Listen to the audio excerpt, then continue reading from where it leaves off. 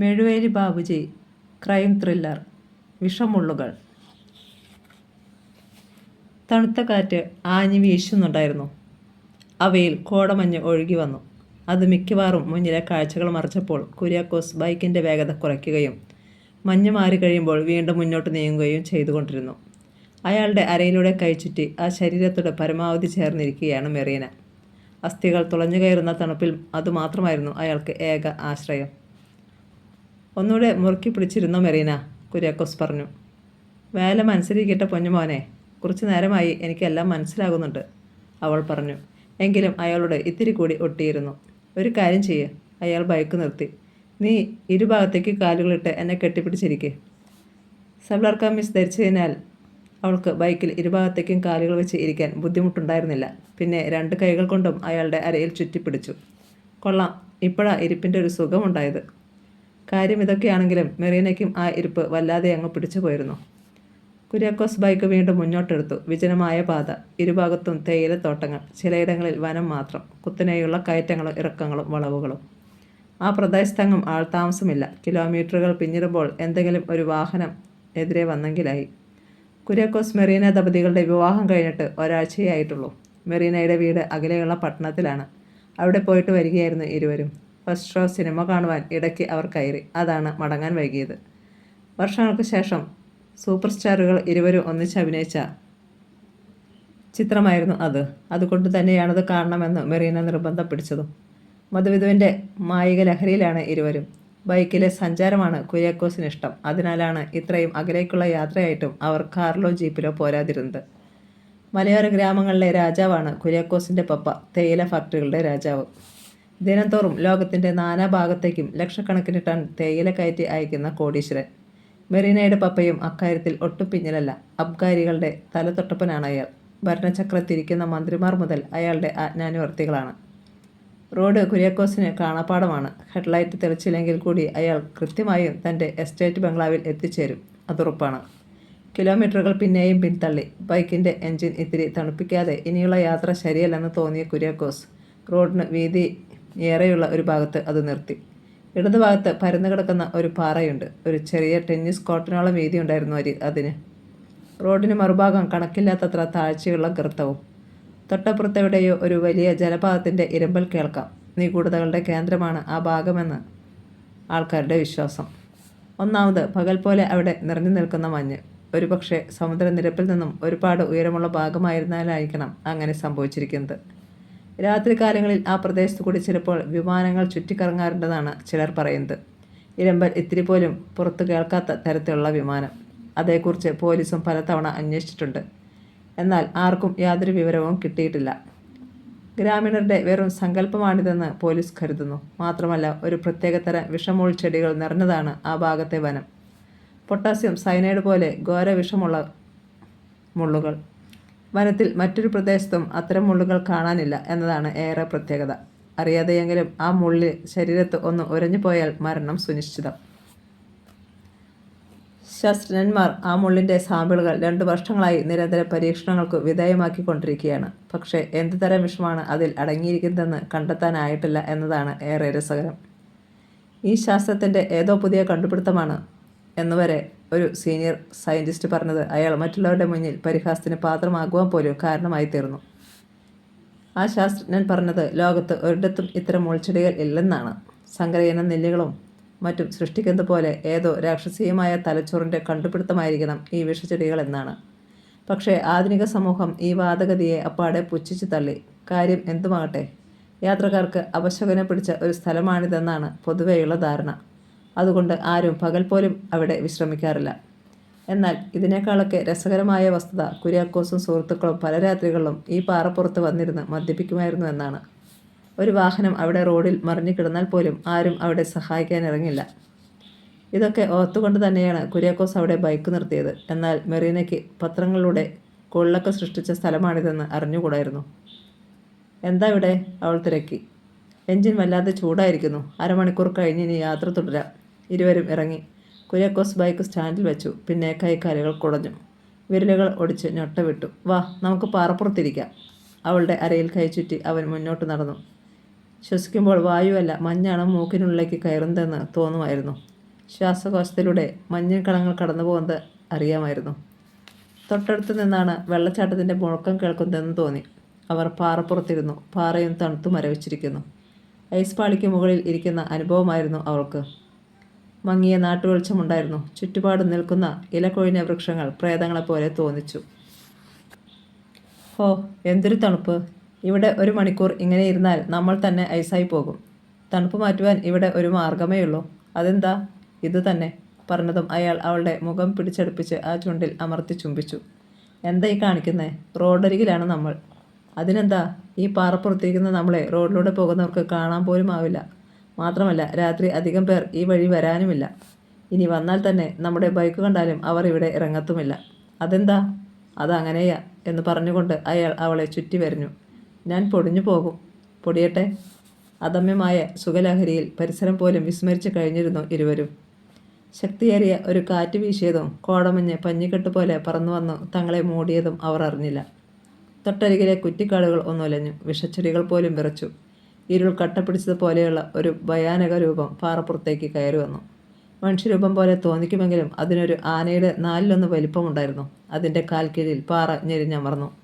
ഒരാലസ്യത്തിൽ ആണ്ടുകിടക്കുകയായിരുന്നു കുര്യാക്കോസും മെറീനയും. സമീപം നിൽക്കുന്ന ഭീമാകാരം കണ്ടു നടുങ്ങിപ്പോയി അവർ. അവ്യക്തമായ ഒരു വിലാപം അവളുടെ കണ്ടത്തിൽ നിന്നുയർന്നു. ആ രൂപത്തിൻ്റെ കണ്ണുകൾ കണ്ട് തീക്കട്ടകൾ പോലെ തിളങ്ങി. അത് കുനിഞ്ഞു.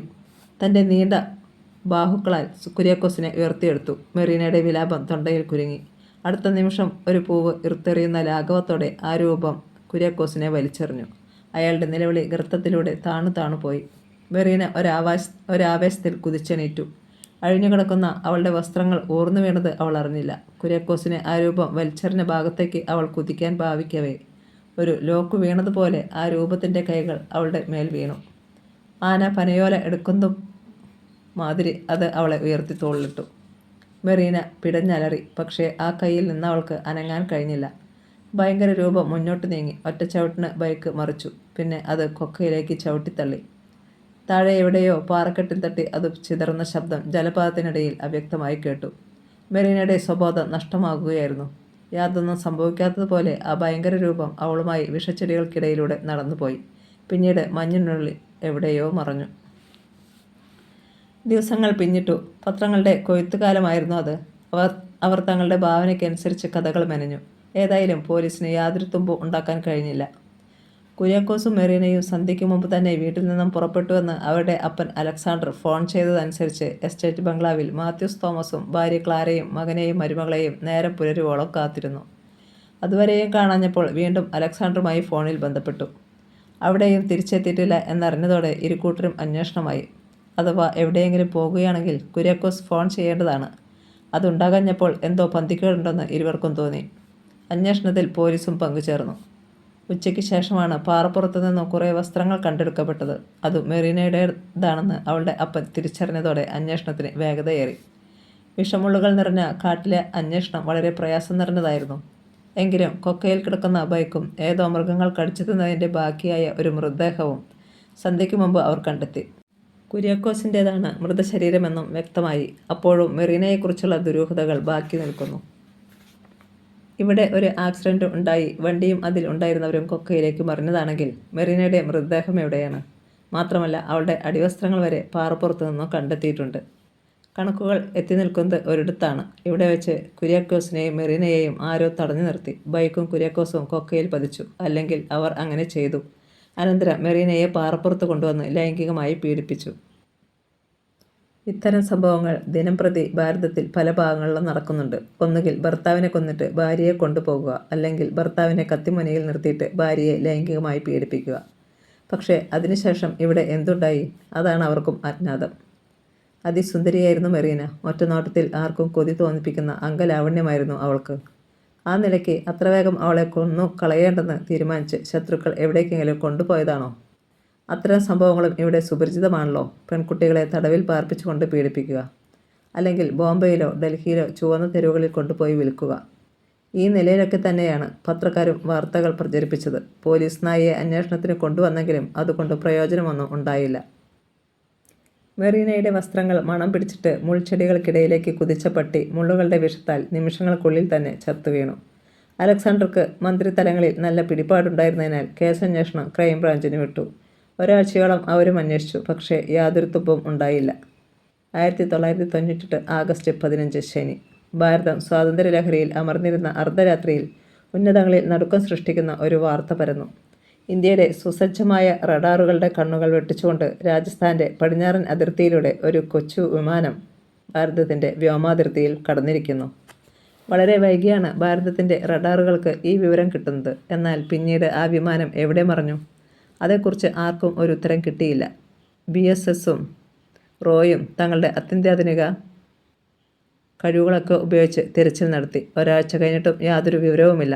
അന്തരീക്ഷത്തിൽ അലിഞ്ഞു ചേർന്നതുപോലെ ആ കൊച്ചു വിമാനം എവിടെയോ മറഞ്ഞു. അതിനുള്ളിൽ ആരായിരുന്നു? എന്തായിരുന്നു ഉദ്ദേശ്യം? ആരുടെ വിമാനമായിരുന്നു അത്? ഉത്തരം കിട്ടാത്ത ചോദ്യങ്ങളുടെ ഒരു നീണ്ട നിര തന്നെ ബാക്കിയായി. വിമാനം മടങ്ങിപ്പോയിട്ടുമില്ല. ഏതായാലും അന്വേഷണം അവസാനിപ്പിക്കുവാൻ BSS ഏജന്റുമാർ ഒരുക്കമായിരുന്നില്ല. അവർ ഭാരതത്തിൻ്റെ എല്ലാ സംസ്ഥാനങ്ങളിലേക്കും അന്വേഷണം വ്യാപിപ്പിച്ചു. അതിന് പ്രകാരം അവരിൽ ചിലർ കേരളത്തിലും വന്നെത്തി.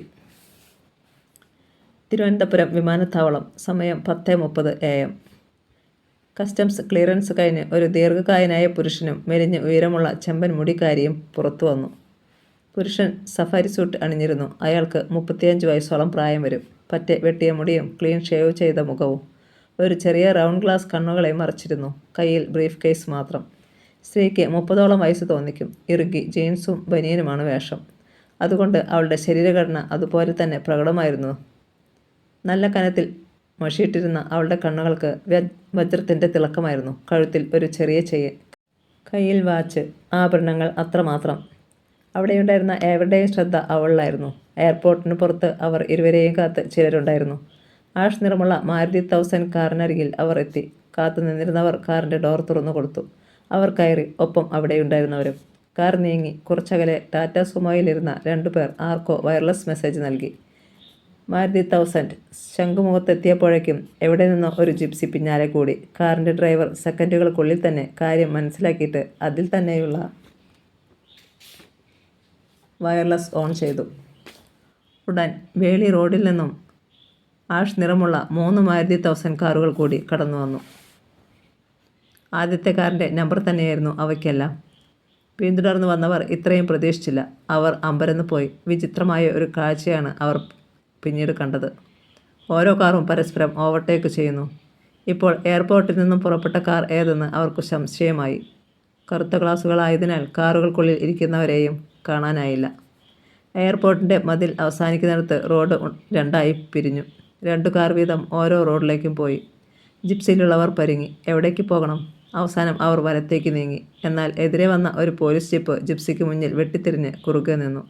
അപ്പോൾ പിന്നെ റിവേഴ്സിൽ രക്ഷപ്പെടുകയേ അവർക്ക് നിവൃത്തിയുണ്ടായിരുന്നുള്ളൂ. മാരുതി 1000 കാറുകൾ മുന്നിൽ വഴി പിരിഞ്ഞപ്പോൾ 4 റോഡുകളിലായി 4 ഭാഗത്തേക്ക് പോകുകയായിരുന്നു. അപ്പോൾ എയർപോർട്ടിൽ വന്നിറങ്ങിയവരെയും കൊണ്ടുള്ള കാർ ചെന്നെത്തിയത് CBI ആസ്ഥാനത്തായിരുന്നു. കേരളത്തിലെ CBI മേധാവി അവരെ പ്രതീക്ഷിച്ചുകൊണ്ടിരിക്കുകയായിരുന്നു. ആഗതരെ ചിലർ അദ്ദേഹത്തിന് മുന്നിലേക്ക് കൂട്ടിക്കൊണ്ടുപോയി. അദ്ദേഹം അവരെ സ്വീകരിച്ചിരുത്തി. മെസ്സേജ് ലഭിച്ചിരിക്കുമല്ലോ? ആഗതൻ ചോദ്യഭാവത്തിൽ CBI മേധാവിയെ നോക്കി. യെസ്. മേധാവിയുടെ കണ്ണുകൾ അയാളോടൊപ്പമുണ്ടായിരുന്ന സ്ത്രീയിൽ പതിഞ്ഞു. ബട്ട് ഒരാൾ മാത്രമെന്നാണ് മെസ്സേജിൽ. മനഃപൂർവ്വമാണ് അങ്ങനെ ചെയ്തത്. വാർത്ത ലീക്ക് ചെയ്യുമെന്നുള്ള വിചാരത്താൽ അതുതന്നെ സംഭവിച്ചു. വാട്ട്? ഞെട്ടിപ്പോയി മേധാവി. അതെ, ഞങ്ങൾ ഇവിടെ എത്തിയ വിവരം അറിയേണ്ടവർ അറിഞ്ഞു കഴിഞ്ഞു. മേധാവിക്ക് അത് വിശ്വസിക്കാൻ കഴിഞ്ഞില്ല. തൻ്റെ ഓഫീസിൽ നിന്നും ന്യൂസ് ലീക്ക് ചെയ്യുകയോ? നെവർ മൈൻഡ്, ഇനി വേണ്ടത് ഞാൻ ഹാൻഡിൽ ചെയ്തോളാം, ആഗതൻ പറഞ്ഞു. മേധാവി തലകുലുക്കി. കോവളം ഹവാ ബീച്ചിൽ വെയിലേറ്റ് അർദ്ധനഗ്നയായി മലർന്നു കിടക്കുകയായിരുന്നു അവൾ. CBI ഓഫീസിലെത്തിയ ആ സ്ത്രീ. ഇപ്പോൾ അവളെ കണ്ടാൽ ഒരു ഇന്ത്യക്കാരിയാണെന്ന് ആരും പറയുമായിരുന്നു. 1 ഇഞ്ച് വീതിയുള്ള പാൻസും മാറിടങ്ങളുടെ അഗ്രഭാഗം മാത്രം മറയത്തക്ക വിധമുള്ള ഒരു പ്രത്യേകതരം ബ്രായുമായിരുന്നു അവളുടെ വേഷം. മുഖത്ത് വലിയൊരു സൺഗ്ലാസ്, കയ്യിൽ എരിയുന്ന സിഗരറ്റ്. ഗ്ലാസിനിടയിലൂടെ അവൾ ചുറ്റുപാടും നടക്കുന്നതെല്ലാം ശ്രദ്ധിക്കുന്നുണ്ടായിരുന്നു. 1 ഡസനോളം സായിപ്പന്മാരും മദാമ്മമാരും അവിടെ ഉണ്ടായിരുന്നു. ചില മദാമ്മമാർ ബ്രാ അണിഞ്ഞിട്ടേയില്ലായിരുന്നു. പാറയുടെ മറവിലേക്ക് ഒരു മദാമ്മ നീങ്ങുന്നത് അവൾ കണ്ടു. ജാഗ്രതയോടെ അവൾ അവിടേക്ക് ശ്രദ്ധിച്ചു. അല്പം കഴിഞ്ഞ് അവൾ തിരിച്ചു പോന്നു. അപ്പോൾ അവളുടെ കാലുകൾ നിലത്തുറക്കുന്നതായിരുന്നില്ല. എന്തോ രഹസ്യം കണ്ടെത്തിയതുപോലെ അവൾ അഴിച്ചിട്ടിരുന്ന ഗൗൺ എടുത്തണിഞ്ഞ് തലയിൽ കൗബോയ് തൊപ്പി വെച്ച് ഹോട്ടലിലേക്ക് മടങ്ങി. മുറിയിൽ അവളുടെ ഒപ്പമുള്ള മനുഷ്യൻ കാത്തിരിക്കുകയായിരുന്നു. ചിരിച്ചുകൊണ്ട് അവൾ പറഞ്ഞു, ഓക്കെ ഡേവിഡ്സൺ. അയാളും ചിരിച്ചു. തുണി ഉടുക്കാതെ അവിടെ കിടക്കാൻ നിനക്ക് നാണമില്ലായിരുന്നോ കാതറിൻ? അവൾ അയാളെ തുറച്ചൊന്നു നോക്കി, പിന്നെ അമർത്തിയൊന്നു മൂളി. 15 മിനിറ്റുകൾക്കുള്ളിൽ CBIയുടെ പ്രത്യേക സംഘം ആ പാറ വളഞ്ഞു. അവിടെ ഒരു മനുഷ്യൻ ഇരിപ്പുണ്ടായിരുന്നു. അയാളെ കസ്റ്റഡിയിലെടുത്തു. അയാളുടെ കയ്യിൽ ഒരു വോക്കി ടോക്കിയും കുറേ ഡിസ്പോസിബിൾ സിറിഞ്ചും അടങ്ങിയ പാക്കറ്റും ഏതോ ദ്രാവകങ്ങളടങ്ങിയ ചെറിയ ബോട്ടിലുകളും ഉണ്ടായിരുന്നു. CBIയുടെ രഹസ്യകേന്ദ്രം. അവിടെ ഒരു കസേരയിൽ കൈകൾ പിന്നോട്ട് ബന്ധിച്ച നിലയിൽ ഇരിക്കുകയായിരുന്നു കോവളത്തു നിന്നും അറസ്റ്റ് ചെയ്യപ്പെട്ട മനുഷ്യൻ. ഡേവിഡ്സണും കാതറിനും അവരുടെയൊപ്പം CBI മേധാവിയും മറ്റു 2 പേരും അങ്ങോട്ട് കടന്നു വന്നു. അയാൾ നടുക്കത്തോടെ തലയുയർത്തി. പെട്ടെന്ന് തന്നെ തലയെ താഴ്ത്തുകയും ചെയ്തു. നിന്റെ കയ്യിൽ നിന്നും പിടിച്ചെടുത്തത് അമിത വീര്യമുള്ള കൊക്കൈനാണെന്ന് ഉറപ്പായി. അവ ഉൽപ്പാദിപ്പിക്കുന്നത് ചൈനയിലാണെന്നും ഡേവിഡ്സൺ പറഞ്ഞു. എന്നാൽ അയാൾ മിണ്ടിയില്ല. നിന്റെ കഴുത്തിൽ കിടന്നിരുന്ന സയനൈഡ് മാല ഞങ്ങൾ നീക്കം ചെയ്തതിനാൽ ആത്മഹത്യ ചെയ്യാനും നിനക്കാവില്ല. ഇവിടെ നിന്നെ രക്ഷിക്കാൻ ആരെങ്കിലും വരുമെന്ന് കരുതണ്ട.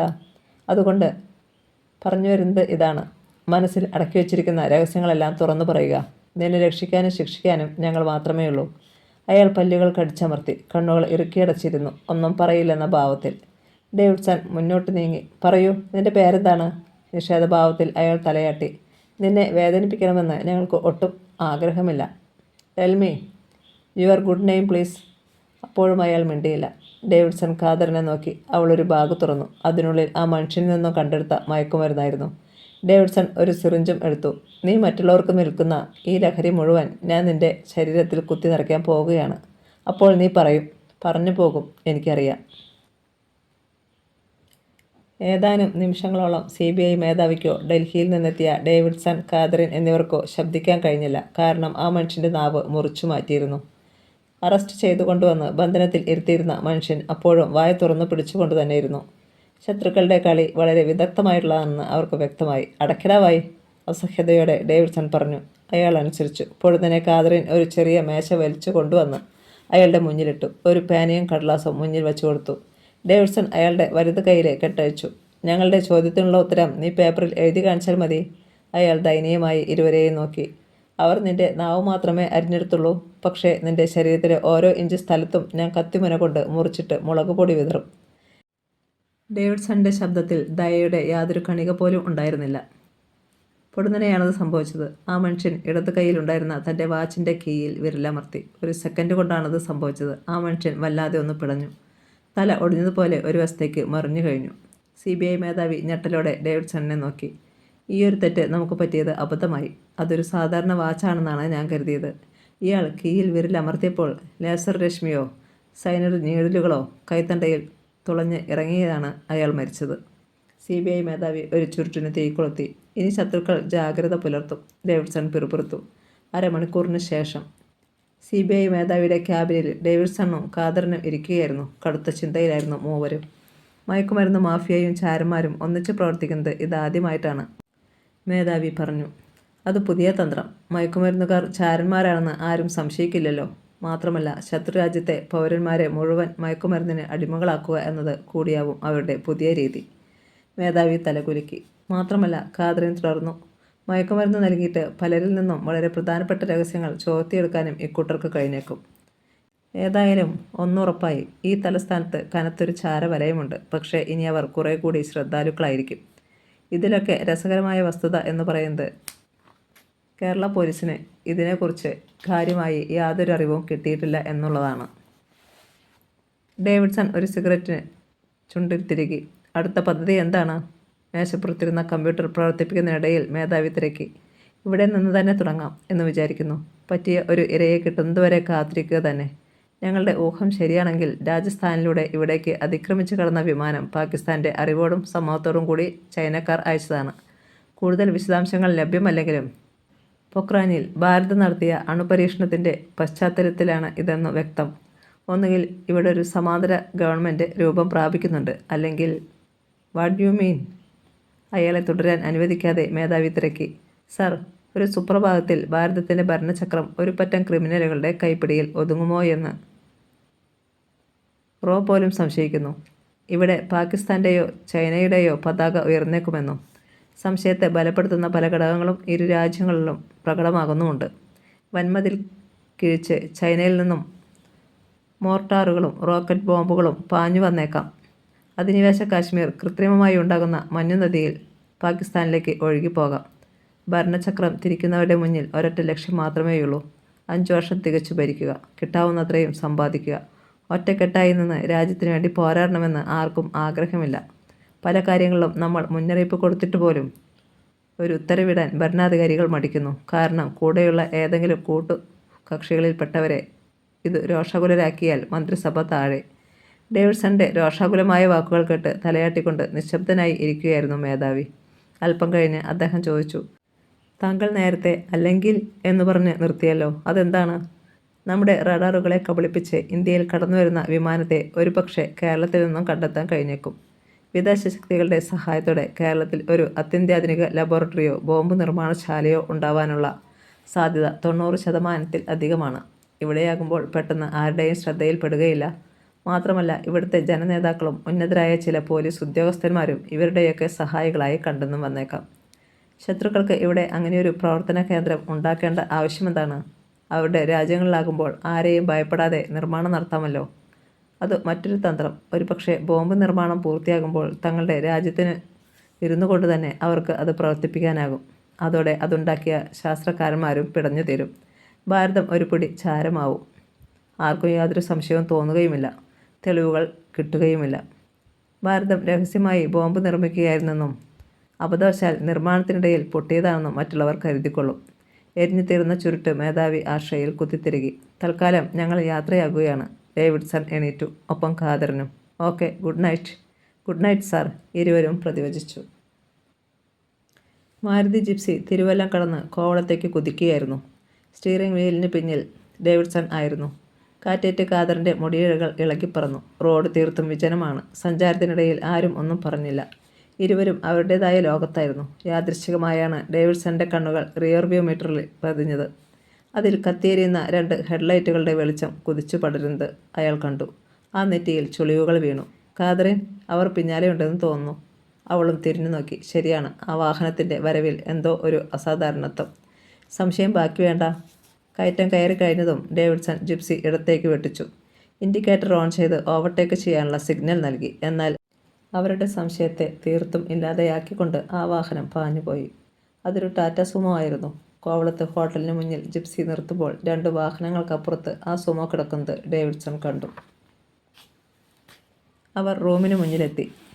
ഇടനാഴിയിൽ ആരും ഉണ്ടായിരുന്നില്ല. ഡേവിഡ്സൺ കീശയിൽ നിന്നും താക്കോലെടുത്തു. അപ്പോൾ തൊട്ടടുത്ത മുറിയുടെ വാതിൽ തുറക്കപ്പെടുന്ന ശബ്ദം. ഇരുവരും നോക്കി. വാതിലിലൂടെ ഒരു തല പുറത്തേക്ക് വന്നു. അവരെ കണ്ടതും മാളത്തിലേക്ക് എന്നവണ്ണം തല അകത്തേക്ക് വലിഞ്ഞു. വാതിലടഞ്ഞു. ഡേവിഡ്സണും ഖാദറിനും കണ്ണുകൾ കൊണ്ട് സംസാരിച്ചു. ഖാദറിൻ പുറത്തെ ഭിത്തിയിലുണ്ടായിരുന്ന സ്വിച്ചിട്ടു. മുറിക്കുള്ളിൽ ലൈറ്റുകൾ തെളിഞ്ഞു. AC പ്രവർത്തിക്കാൻ തുടങ്ങി. വാതിൽ തുറന്ന് അവർ അകത്ത് കയറി വാതിലടഞ്ഞു. ഒരു നിമിഷം കഴിഞ്ഞ് പെട്ടെന്ന് ഡേവിഡ്സൺ വാതിൽ തുറന്ന് തൊട്ടടുത്ത മുറിക്ക് നേരെ നോക്കി. നേരത്തെ കണ്ട ശിരസ് അപ്പോഴും അവിടെ കണ്ടു. ഡേവിഡ്സന്റെ മുഖം കണ്ടതും അത് അകത്തേക്ക് വലിയുകയും ചെയ്തു. അയാളുടെ ചുണ്ടിൽ ഒരു ചിരിയുണ്ടായി. ഈ രാത്രി ഉറങ്ങാൻ കഴിയുമെന്ന് തോന്നുന്നില്ല ഖാദറിൻ, അയാൾ പറഞ്ഞു. അവൾ ചിരിച്ചു.